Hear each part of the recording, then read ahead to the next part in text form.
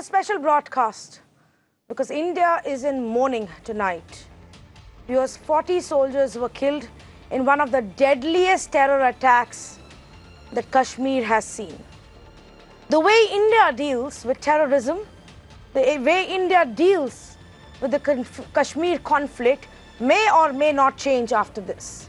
The way forces tackle the situation, the way forces respond, the way they redraw their protocols and systems completely depends on them. We cannot decide, we should not even attempt to. So tonight, on this show, there are no opinions. Tonight on this show, there are absolutely no discussions, no debates, there are no rhetorics, no calls for peace or revenge. We will only bring you the stories of those brave martyrs and their families. That's what we want to speak about. 40 brave soldiers were martyred in a massive attack in Kashmir yesterday. A tribute was paid to them earlier in the day in the valley. Their mortal remains have now been brought to Delhi, where Prime Minister Narendra Modi paid tribute to those martyrs. The service's chiefs were present, Rahul Gandhi was present, Arvind Kejriwal was present. These mortal remains will now be sent back to the hometowns of these 40 soldiers where their families await. We are going to talk about those families. We are going to talk and tell you the stories of these 40 soldiers, bring you their names, their faces, and some of their stories. But before we start with that, it is also very important to know where the government stands on the issue tonight. And the Prime Minister, in no uncertain ways, has made it clear twice today that the forces have been given the nod to respond as they deem appropriate. Let's listen in to Prime Minister Narendra Modi before we bring you also the more important voices of the families who are grieving tonight. Pulwama हमले के गुनाहगार, पुलवामा हमले के साजिशकर्ताओं को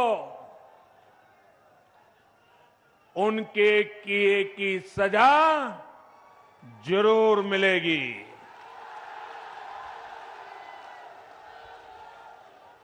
हमारा पड़ोसी देश ये भूल रहा है कि ये नई नीति और नई रीति वाला भारत है।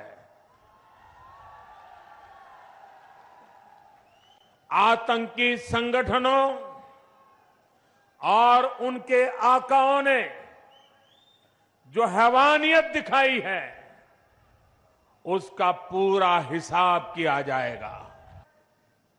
वो भारत पर इस तरह के हमले करके पुलवामा जैसी तबाही मचाकर वो सोचता है कि भारत भी बदहाल हो जाएगा, तो हमारे उन दुश्मन, हमारे पाकिस्तान के बैठे हुए लोग ये भली भांति समझ लें, आपने जो रास्ता अपनाया है, आपने अपनी बर्बादी देखी है। हमने जो रास्ता अपनाया है, हमारी दिन दोगुना रात चार गुना उन्नति भी दुनिया देख रही है। भाइयों बहनों, हमारे पड़ोसी उसके इस मंसूबे का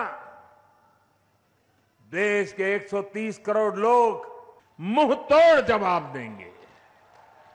साथियों, आज विश्व के बड़े बड़े देश भारत के साथ खड़े हैं।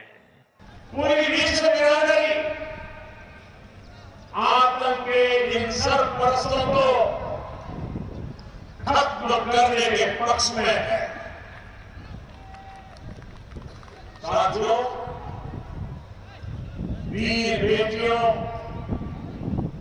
और वीर बेटों की धरती कि दुश्मन चाहे जितनी भी साजिश करे, उसका मुकाबला कैसे करना। ये दर्द की गवाह है कि मां भारती की रक्षा, उसकी संतानों की रक्षा हमारे लिए सर्वोपरि है। Far from home and loved ones, our soldiers sacrifice their own lives every single day so that the entire nation can sleep in peace. The stories of their courage, of their commitment and passion are larger than life. But also the families of the soldiers learn to lead a life without having them around so often. These families too need to be strong, supportive, and pretty much be made of steel in a way. They sacrifice as well. The wait for their loved ones to return is painful. And the uncertainty that they have every day, whether or not you will see your loved one again, it's a devastating feeling that they learn to live with every single day. But for 40 families, that nightmare has come true, and they have been left shattered tonight. We bring you their stories. 40 brave soldiers were martyred in the worst, and I will repeat this again and again, the worst possible way in the Kashmir Valley. Let's start with Constable Pradeep Kumar. Pradeep Kumar was from Shamli, a village, a district in Uttar Pradesh. Constable Kumar is survived by his wife and 2 children, a 13-year-old and a 15-year-old. His brother is also a soldier who now says that he is proud of Constable Pradeep Kumar, who sacrificed himself for the country. देखो इसमें जो है ना एक जवान है वो तो अपनी ड्यूटी करता है जो है ना देश के ऊपर शहीद हो रहा है। मैं भी एक जवान हूँ, मैं भी उसी का जो है ना भाई हूँ। मेरा छोटा भाई था, मैं भी जो है ना 94 का जो है ना ITV में भर्ती हूँ और अभी भी जो है ना सर्विस लुधियाना में मैं कर रहा हूँ। तो एक दुखद घटना तो है ही, लेकिन जो है ना देश के ऊपर शहीद हुआ है, इसके लिए जो है ना कोई शादी हुई इनकी? हाँ जी शादी है, 2 बच्चे हैं, एक 17 साल का है और एक 13 साल। दोनों बच्चे पढ़ ही रहे हो? दोनों बच्चे पढ़ रहे हैं। Constable Vasantha Kumar from Wayanad in Kerala had served in the CRPF for 18 years. He only had 1.5 years of his service left. He survived by his wife and 2 small children. പോയിട്ട് ഒരാഴ്ച ആയിട്ടുള്ളൂ. 10 ദിവസത്തെ ലീവിന് വന്നിട്ട് അങ്ങനെ പോയതാണ്. മക്കളെയും പിള്ളേരെ കണ്ടിട്ട് പോയെന്ന്. 18 വർഷം സർവീസ് കഴിഞ്ഞു, 1.5 വർഷം കൂടി ഉള്ളൂ എന്നാണ് പറയുന്നത്. 12 മണിക്ക് ശേഷം കിട്ടിയ ഒരു ബറ്റാലിയൻ ഉണ്ട് ഇവിടെ തൃക്കപ്പറ്റ. മൂപ്പര് കോൺടാക്ട് ചെയ്ത് അവരെ കുടുംബക്കാർക്ക് അറിയിച്ച് അങ്ങനെ അറിഞ്ഞതേ ഉള്ളൂ. ഇനി മറ്റു കാര്യങ്ങളൊന്നും ഇതുവരെ പറയുന്നു ആരും വന്നിട്ടുമില്ല, ഒന്നും ചെയ്തിട്ടുമില്ല. അച്ഛനിപ്പോൾ 1 വർഷമായിട്ടില്ല മരിച്ചിട്ട്. പിന്നെ അമ്മയും പിന്നെ മൂപ്പരെ വൈഫും 2 പിള്ളേരും മാത്രമേ ഉള്ളൂ. ചെറിയ പിള്ളേരുമാണ്. We bring to you these stories, viewers, because let's spare a thought for these families tonight. Constable Bhagirathi Singh from Dholpur, Rajasthan is survived by his wife and 2 little children. All that his family asks is that the perpetrators be brought to book. अब सरकार कोई सुनवाई करती नहीं। 1 महीना की छुट्टी आया था हमारा बच्चा है और 1 महीने की छुट्टी काट के अब 12 तारीख को गया है। तो गैल में जो ऐसा हादसा हुआ है इसके साथ में, और बच्चा है, एक बच्ची एक बच्चा है। इसमें कार्रवाई यही होनी चाहिए साहब, से ऐसी घटना घट रही है जो घटना सारी बंद होनी चाहिए। बच्चा रहेगा, और उसके बच्चा उसकी कैसे अब क्या होगा, इसका कौन पालन पोषण करेगा? उसकी पत्नी है, उसमें एक बच्ची है, एक बच्चा है।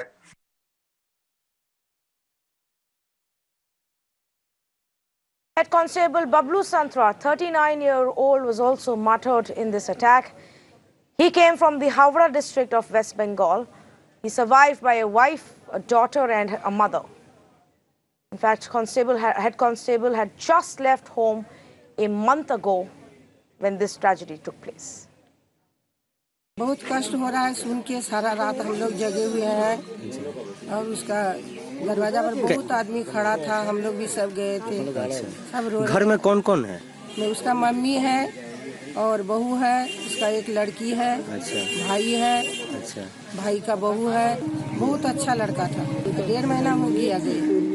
हम लोग को रोडे पर घर है, सामने में घर जाता आता है, हम लोग से मुलाकात होता था। Here is the story of Constable Subramanian G, who was from Tuticorin in Tamil Nadu. His father says that once they heard of the terror attack, filled with hope, they still tried to get in touch with him, but his phone was switched off.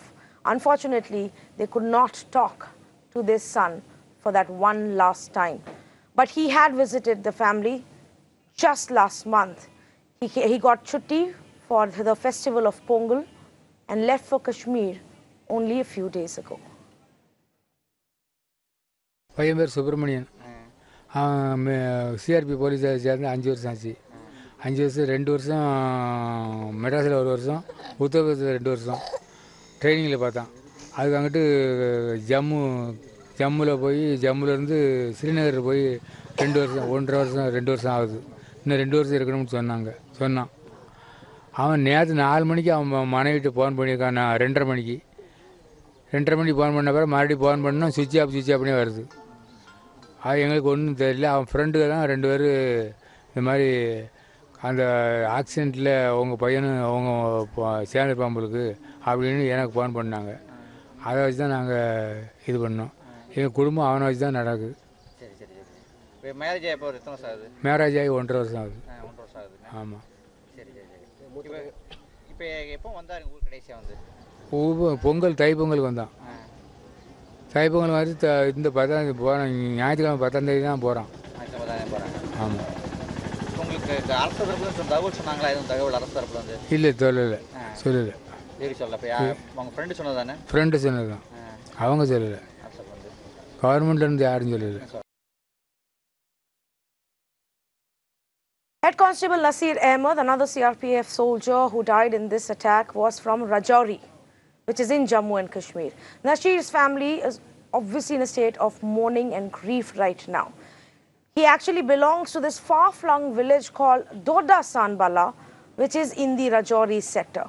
While coping with their personal loss, Nasir's family say that they're also distressed by the fact that soldiers are dying almost every day in Kashmir. जो इस वक्त ये हादसा हुआ है, हमारे गांव का ये नसीर अहमद मारा गया है। इसके दोनों भाई थे। एक भाई जो है वो मारा गया है, दूसरा जो है वो अभी इधर है, और इसके बच्चे जो हैं वो जम्मू में हैं। और ये हो रहा है, ये बिल्कुल गलत हो रहा है। जैसे एक नसीर अहमद नहीं, साथ में जाने वाले 45 लोगों का हमने सुना है, और हर रोज कश्मीर से कोई ना कोई फौजी, कोई ना कोई खबर यही आती है कि 1 ना 2 आदमी जो है उसकी डेथ हो ही जाती है।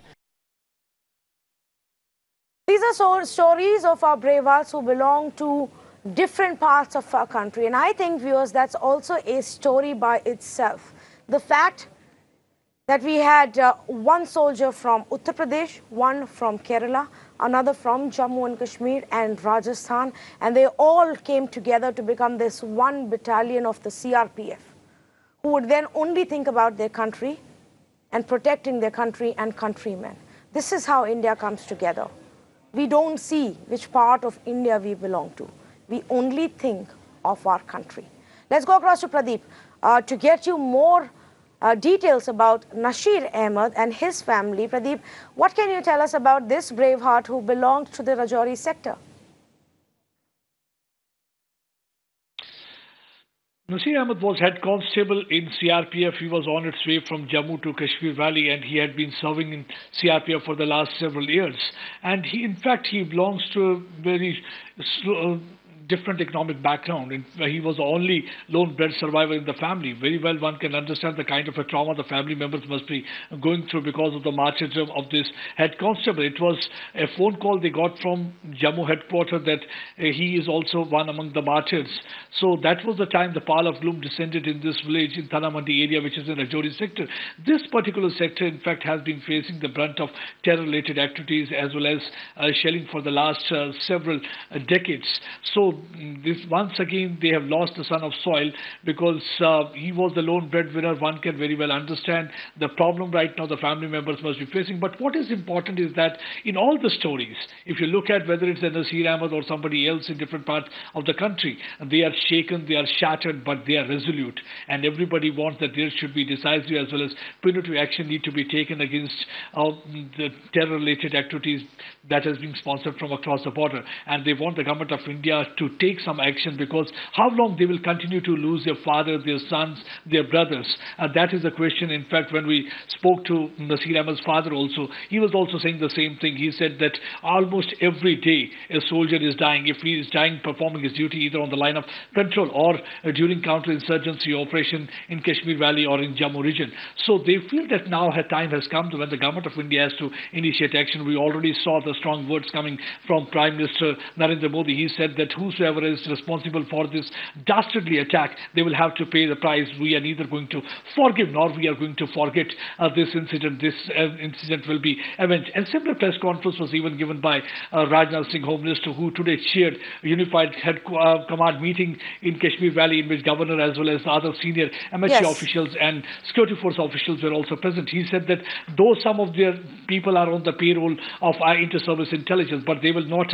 They are going to defeat Pak-sponsored terrorism from across the border. And these were the strong messages. And we saw, in fact, he also giving shoulder to a coffin of many of the soldiers. Whatever, in fact, the best thing about India is that we may be having lot many differences. The political fissures may have widened, but when the tragedy of such a magnitude takes place, we all are united, and we are united in the grief and in fact trying to be with our soldiers at this crucial as well as critical juncture where 40 soldiers in a split second lost their lives and 40 families were completely shattered from 11 different states of the country. It was not one region, it was different states of the country, and one can very well understand the magnitude of this attack and how, in fact, the pall of gloom descended in different areas, including this Thanamadi village in Rajouri district, where from this head constable Nasir Ahmed belonged to. Absolutely. And Pradeep, that point that you made about 11 different states, and that's where these soldiers came from, together as 76 battalion of the CRPF. That's how this country stands together. Thanks so much, Pradeep, for bringing us that story of the head constable. Now, the terror outfit Jaish-e-Mohammed actually has already claimed responsibility for this horrific terror attack that happened yesterday itself. Founded by Masood Azhar, a man who is responsible for some of the worst terror attacks that have happened on the Indian soil, including the 2001 Parliament attack and the 26/11 Mumbai terror attacks. What makes this even worse is that 20 years ago, Azhar was actually jailed in India, but was then released in the hostage exchange that had to happen. Here is the story of Masood Azhar and Jaish-e-Mohammed and why Azhar is one of India's biggest enemies today.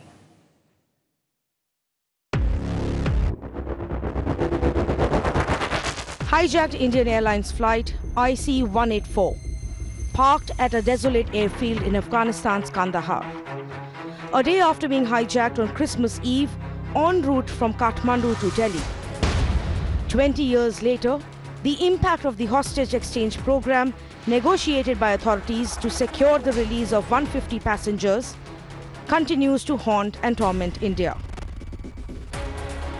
As a result of the negotiations with the Taliban and the hijackers, there has been an agreement for the release of all the hostages in exchange for 3 militants. How many? 3. For it was this man, a bespectacled and diminutive religious preacher, Maulana Masood Azhar, released from Jammu's Kot Bhalwal jail in exchange for the release of passengers who founded the terror outfit Jaish-e-Mohammed, or the Army of God, on his return to Pakistan. And he has masterminded some of India's worst terror attacks since, including Thursday's deadly attack on a CRPF convoy in Pulwama. Kashmir में हमारे CRPF के बहादुर जवानों पर जो आतंकवादी हमला हुआ है वो पाकिस्तान स्थित और उनके द्वारा संरक्षित आतंकवादी संगठन जैश ए मोहम्मद ने किया है। As the Home Minister named Jaish as the group that killed over 40 CRPF men, he was merely stating the latest in a string of unprecedented attacks on India and the subsequent blame. 2 years after his release, Masood Azhar's JEM had masterminded the audacious attack on the parliament. Ironically, it was a CRPF sub-inspector whose heroic act of gunning down 3 of the 5 terrorists who stormed parliament saved India's temple of democracy.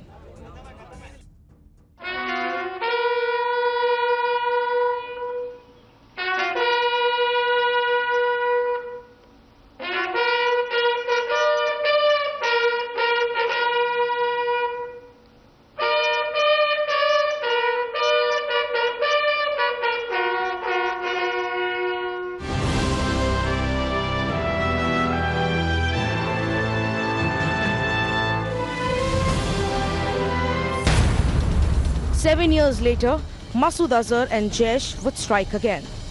This time masterminding the devastating Mumbai attacks, India's worst ever, with over 175 dead and 300 injured. An attack that lasted over 60 hours and targeted Mumbai's most iconic landmarks. हमारे सुरक्षा बलों को पूर्ण स्वतंत्रता दे दी गई है। As the Indian government promises decisive, coercive and diplomatic efforts to get Jaish and Masood Azhar yet again, the man who was once in our jails continues to roam free in Pakistan. Bureau Report, Mirror Now. For more perspective and for more insights into Jaish-e-Mohammed and Masood Azhar, we've got a consulting editor, Vinay Tiwari, also joining us this evening. Vinay, every few years, we are reminded of why it's so important to catch hold of this man and throw him behind bars. Yes, and ironically, he's not just a man who's committed terror attacks against India. Remember, he was also the mastermind behind the killing of Daniel Pearl, the Wall Street Journal journalist who was actually beheaded. And remember, Daniel Pearl's beheading was actually in many ways a turning point of how the US viewed the whole concept of terrorism, which was being backed by the Pakistani establishment. So he's been at the forefront of some of the most audacious incidents. Our story mentioned 3 of them. There was another very, very high-profile event that happened in the Kashmir Valley in the mid-90s, before the Kandahar hijacking, where he had kidnapped 5 foreign tourists, 2 American and 3 Israelis, who were never really found. 1 of them escaped, 4 of them were never found. So he's been right up there in so far as the audaciousness and the extent of the barbarity and the terror planning that has gone.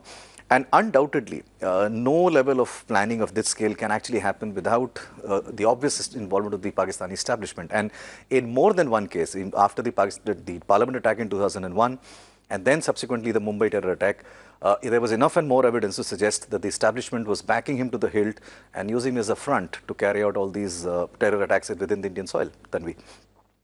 Yes, in fact, Vinay, even now, as reports suggest, that there seems to be a larger revival of Jaish-e-Mohammed within the valley. In the last 1 year, amongst the operations that have been taking place, they have managed to kill those who were closely related and worked with Masood Azhar, which gives a sense that Jaish-e-Mohammed has been brought back to the forefront to target Kashmir again. And what can also be concerning right now is the fact that they, in Pakistan, openly backed Imran Khan's party before election. Yes, and look, the Lashkar-e-Taiba of the 90s is the Jaish-e-Mohammed of the 2000 and later. And in many ways, there have been, let's look at the sequence. Let's look at how Jaish as an organization and Masood Azhar as a person grew in stature. When he was released in 1999, or actually 2000, because that's when the new year had started, when he was released post the Kandahar hijacking, he fled and entered Pakistan. Pakistan initially did not even acknowledge that he was inside. In fact, went on to say that in case he's found within Pakistani territory, he would be arrested because he's obviously been released from an Indian jail. The fact of the matter is that just less than 15 days after he was released in Kandahar, he addressed a rally in Karachi where over 15,000 people attended that rally. There is a video evidence of that rally having been done. That was obviously the first big indicator that the Pakistan establishment was involved in many ways. twice more, once after Parliament attack. I remember Parliament attack, Tanvi, it was an attack which brought India and Pakistan to the brink of war. The Operation Parakram that happened post that, we came this close to fighting a full-fledged, full-scale war with Pakistan, and it got prevented only because there was international pressure on both the countries to not engage in a full-fledged war. Because of that pressure, Masood Azhar was put under detention, but then released without charges in less than 6 months. The same story got repeated. You alluded to the fact that they've been lying low. Yes, so after 26/11, Masood Azhar and Jaish-e-Mohammed were definitely lying low, and for about 5 or 6 years, he was not exactly seen publicly or being active. But since 2014, he seems to have re-emerged. In Pakistan, he's been moving around. There have been claims of house arrest, which were all denied later on by Pakistan. The courts have ordered his release. And now in the last couple of years or so, they have stepped up attacks within the valley and now have carried out something as bad and as tragic as the one in Pulwama, Tanvi. Also, let's explain to our viewers why when we speak about Jaish-e-Mohammed and Masood Azhar, it's not just Pakistan that who gets mentioned, it's also China. And that is because China is the one that's been blocking India's global attempts for a crackdown on Masood Azhar and his organization. Yes, and I think China is, of course, playing a game which is from a geopolitical point of view, it's dangerous from an Indian point of view. They have blocked consistently India's effort to get Masood Azhar named as an international terrorist as part of the UN sanction list. And they seem to have their own reasons for doing it. But the fact of the matter is that that's the only country which each time has been vetoing it. And that's been very frustrating for India. Remember, there are two very important events that have happened over the last 6 months. The US forces are now withdrawing from Afghanistan. And both China and Pakistan now see an opportunity, because that's strategically a very, very important part of the whole region, so to speak. China knows that they need Pakistan and the physical access within that state to try and gain some control over Afghanistan, because there is going to be a vacuum. India has a very large interest in Afghanistan too, economic interest. People, our own employees, our engineers, a lot of our staffers are already in Afghanistan. And hence, in the last couple of years or so, a lot of strategic investment, strategic involvement of China is happening in Pakistan. Clearly, the Pakistani government's extraction of a return favor in many ways has been to ensure that somebody like Masood Azhar, who is very critical to the ISI's plans, is not touched, and he is protected by China in terms of blocking every time a resolution is moved in the UN Security Council, Tanvi. Yes. Absolutely. We thought this was an important conversation to have, because we wanted the viewers to understand who it is who is behind this attack, how significant it is, and why he is literally, I would say, India's biggest enemy and enemy number one at this point of time. Vinay Tiwari, thank you so much for joining us with your perspective. Let's bring you some more stories about the brave martyrs. Constable Amit Kumar from Shamli district of Uttar Pradesh is actually the youngest soldier who got killed in the attack yesterday. Amit Kumar joined the CRPF only in 2017. And even in his family, he was the youngest amongst 5 siblings. They said in one line was, till what time will the army and the security forces of this country will keep paying these prices? At the same time, when we were talking to the friends of Amit, they said 2 days before, like on 12th, he joined the CRPF. 92. He was from 92 Battalion. He joined the forces in 2017. Was the youngest sibling of the 5 brother and sister. He was the youngest one. So you can think of what the family must be going through. At the same time, Samli is the place from where 2 of the Jawans have let down their lives. One person, Constable Pradeep, he was from 12th Battalion. He joined the services in 2003. And day before yesterday, yesterday when he was leaving, he called up the family members and said, I'll be reaching the place and be calling you. And in return, the call came that he's no more. So the families are grief-struck. They are demanding one answer from the government as to when will be the time that the security forces will be paying up these prices. And it is very difficult for people like us to go and to talk to the families, because ultimately they seek an answer which the government has to give sooner or later. Let's also tell you about Head Constable Ram Vakil from Itawa in Uttar Pradesh. He's left behind a wife and 3 children. Ram Vakil had also just spent a week with them recently, and his family says that they wanted him to just stay on for a few more days, but he couldn't. अब हमने कहा अभी मत जाओ, जब रास्ता block है तो कहीं जा रहे, टेलीफोन से संपर्क कर लो।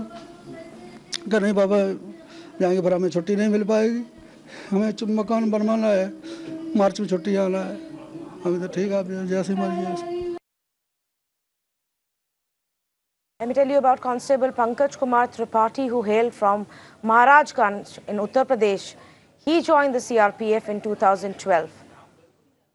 Constable Tripathi's younger brother says he always wanted to serve his country. जी सर, पंकज भाई जो हमारे बड़े भाई थे वो बहुत ही अच्छे और नेक विचार के थे। हम लोग जो है साथ में लंगोटिया यार की तरह खेलते थे, घूमते थे, रहते थे। हमारे बड़े भाई थे, लेकिन हम लोगों को कभी ये महसूस नहीं होता था कि हमारे वो बड़े भाई हैं।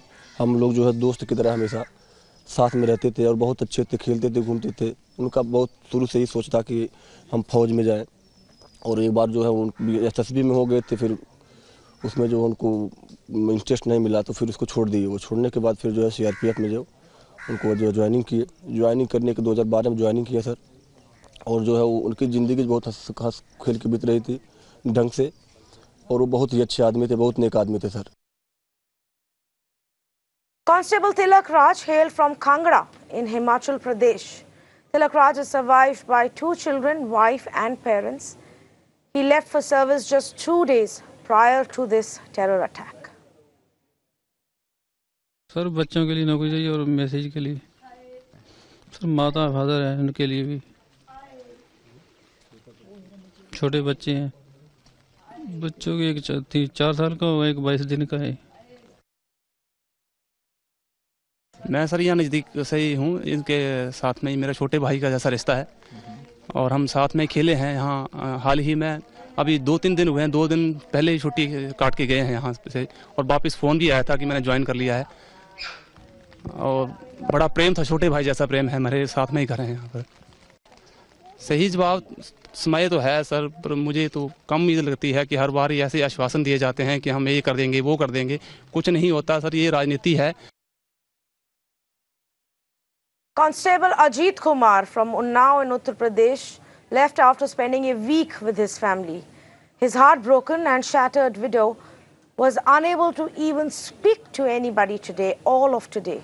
And as the village gathered to support the grieving family, his mother spoke to us about what Ajit always told his family: stay together and take care of each other. This lonely home behind me, what you are seeing, is the home of one of the martyrs who were martyred yesterday in the attack that took place in Kashmir. Now, the calm that you see is an uneasy calm that is prevailing here in Unnao. I'm in Unnao at the residence of Ajit Kumar Azad, who was one of the CRPF members who was martyred yesterday. And this is the residence of complete calm here, an uneasy calm that is prevailing. And you can see the family members of Azad are here inside this room. Although it's not the proper time to talk with them, but we get usually immune to the stories of death and destruction. But this time round, the entire nation is shocked. तो क्या आपकी बातचीत हुई थी जब वो गए थे, तो उसका क्या बात उन्होंने बताया था? ऐसे ही सब बात, मम्मी ठीक से रहना, दर्द वो दवा खा लेना, सब यह बात बताओ तेरा, और क्या बताइए, अच्छी तरह से मिलके रहना, सब लोग ठीक ठाक रहे, बहुओं से कहे सब मिलके बहू में रहना अच्छे से। Well, in fact, let me tell you also the story of Constable Rohitash Lamba. And this is going to be slightly disturbing. He came from Shahpura in Rajasthan. He's survived by a wife and a 1-month-old child. Rohitash Lamba came from a poor family. He had taken a loan to build his house, and he too had just spent some time home and left his village. 1 से 1.5 महीने का बच्चा था उसके। अभी 1 तारीख को duty पे गया था, ज्वाइनिंग नहीं की थी ना, वो किसी कंपनी में, उन्होंने कलेक्टर के लग रहे थे वो, तो अपने वो क्या बारिश ओलावृष्टि की वजह से, बर्फ पानी की वजह से ज्वाइनिंग करने 10-15 दिन से वहीं थे, ज्वाइनिंग करने के लिए सजा रहे थे। जाते हुए रास्ते में ये हुआ, एक बच्चा है, ओनली गरीब परिवार है। उसने अपनी सैलरी पे लोन उठा के घर के लिए मकान बनाया है। देश के लिए बहुत गौरवशाली बात नहीं है, ये बहुत बुरी बात है, हम इसकी निंदा करते हैं। Constable Ramesh Yadav was from Varanasi in Uttar Pradesh. He was the only bread earner for his family. He survived by parents, a wife and a 2-year-old son. यहाँ तो बहुत गड़बड़ है, अभी तक कोई आया नहीं है, कोई व्यवस्था है और खबर मिली है 4-5 बजे, खबर यहाँ 5 बजे मिली, 6 बजे के टाइम शाम को। अभी 14 घंटा हो गया। हाँ, पूरा गांव देख लीजिए, मातम छाया है, सब पूरा परिवार एकदम कोई बोलने की स्थिति में नहीं है। रमेश यादव के घर में कौन कौन है? रमेश यादव घर में उनके पिताजी हैं, उनकी माताजी हैं, उनके बड़े भाई हैं, उनके बड़े भाई की औरत है और उनके एक छोटा बेटा है, 2-2.5 साल का, 1.5 साल का है करीब। आर्थिक स्थिति कैसी? आर्थिक स्थिति बहुत ख़राब है सर, उनकी बहुत दयनीय है। खेती बाड़ी भी बहुत कमी है उनके पास और सब उन्हीं के सब करने में थोड़ा रखे हुए, गिरवी रख दिए हैं और एक ही भैंस है, इससे पूरा उन्हीं से कारोबार सब कुछ कमाने वाला एक ही था sir. Union Home Minister Rajnath Singh was also in Srinagar today and was seen helping carry a coffin of a slain CRPF Jawan after he laid wreath on the mortal remains of these martyred soldiers. And he said our nation will not forget the supreme sacrifice of our brave CRPF Jawans, and their sacrifice will not go in vain. मैं यह भी कहना चाहूंगा कि पाकिस्तान और ISI से पैसा लेने वाले भी कुछ एलिमेंट्स यहां पर हैं, कुछ ताकतें हैं। और मैंने आज कहा है स्पष्ट रूप से यहां अधिकारियों को भी जम्मू कश्मीर के कि ऐसे लोग जो पाकिस्तान से पैसा लेते हैं, आईएसआई के साथ जिन लोगों की मिली भगत है, उनके सिक्योरिटी को रिव्यू किया जाना चाहिए। कुछ ऐसे एलिमेंट्स हैं जो सीमा पार की जो आतंकवादी ताकतें हैं, आतंकवादी संगठन हैं अथवा आईएसआई, इनके साथ उनकी मिली भगत है और आतंकवाद की गहरी साजिश में ऐसे सारे लोग भी कुछ शामिल हैं। और मैं कहना चाहता हूं, ऐसे लोग जम्मू कश्मीर की जनता के भविष्य के साथ वो खिलवाड़ तो कर ही रहे हैं और खास तौर से हमारे जम्मू कश्मीर के नौजवानों के भविष्य के साथ भी वो खिलवाड़ कर रहे हैं। जम्मू कश्मीर की आवाम को भी मैं अपनी तरफ से यकीन दिलाना चाहता हूं कि सीमा पार से आतंक फैलाने वाली जो ताकतें हैं, उनके मंसूबों को हम किसी भी सूरत में कामयाब नहीं होने देंगे। और मैं पूरे देश की जनता से भी अपील करना चाहता हूं कि इस समय बहुत सारे ऐसे भी एलिमेंट्स हैं जो कम्युनल हार्मनी को तोड़ने की अपनी तरफ से कोशिश करेंगे, लेकिन मैं जानता हूं कि जब भी इस प्रकार का संकट देश के सामने आया है तो चाहे कोई किसी जाति का हो, किसी पंथ का हो, किसी मजहब का हो, किसी धर्म का हो, सभी एकजुट होकर इसके खिलाफ संघर्ष करने के लिए खड़े हुए हैं। और आज तो मैं कह सकता हूं, भारत की बात छोड़िए, दुनिया की इस्लामिक कंट्रीज ही आतंकवाद के खिलाफ लड़ने के लिए एक साथ अंतर्राष्ट्रीय मंच पर खड़ी हो रही हैं। Meanwhile, a 12-member team from the National Investigation Agency has already gone to Srinagar. They visited the blast site today. Teams from NIA along with the Central Forensic Research Lab team went to investigate this attack. Obviously, this is going to be a large-scale, multi-agency investigation. Terror outfit, like I told you, Jaish-e-Mohammed has already claimed responsibility for this attack. According to sources, though, we also found out today that the Indian High Commissioner to Pakistan, Ajay Bisaria, was called to Delhi for consultations. Bisaria will hold consultations tomorrow. Meanwhile, the Indian Foreign Secretary, Vijay Gokhale, also summoned the Pakistani High Commissioner, Sohail Mahmood, and lodged a strong protest over killing of the CRPF soldiers in Pulwama. Pakistan, of course, not a surprise, has denied any involvement in this attack. But India has begun its action against Pakistan, and in immediate response, India has withdrawn the most favored nation tag, the most favored nation status that was given to Pakistan. India had granted the MFN status to Pakistan in 1996. This actually gives a nation preference to a country in terms of trade agreements, and when there are terror attacks of this magnitude, this is often one of the things that the government looks at to withdraw. the Ministry of External Affairs will initiate all possible steps, and I'm here referring to all possible diplomatic steps which have to be taken to ensure the complete isolation from the international community of Pakistan, of which incontrovertible evidence is available of having a direct hand in this gruesome terrorist incident. The most favored nation status which had been granted to Pakistan stands withdrawn. The Ministry of Commerce will issue the necessary communications in this regard. The Ministry of External Affairs will also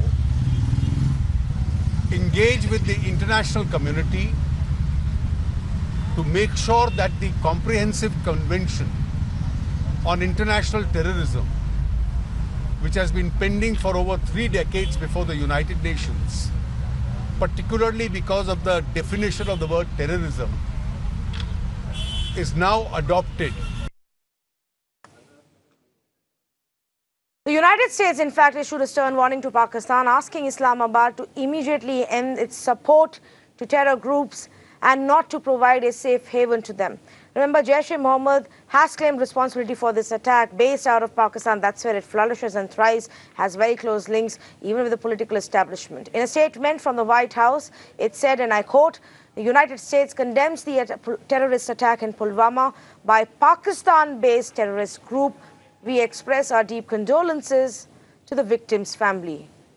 In fact, tributes have poured in from across the world, standing in solidarity with India against its fight against terror. From Russia, that said that we need to combat such inhuman acts with a collective response. France also said that France has always been by India's side in its fight against terror.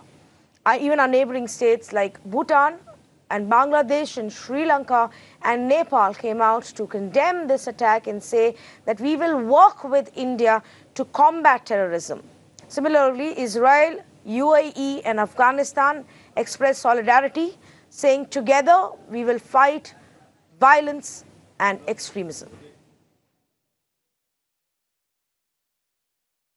In fact, as we wrap up for tonight, there is only one message to this country and to the soldiers and their families.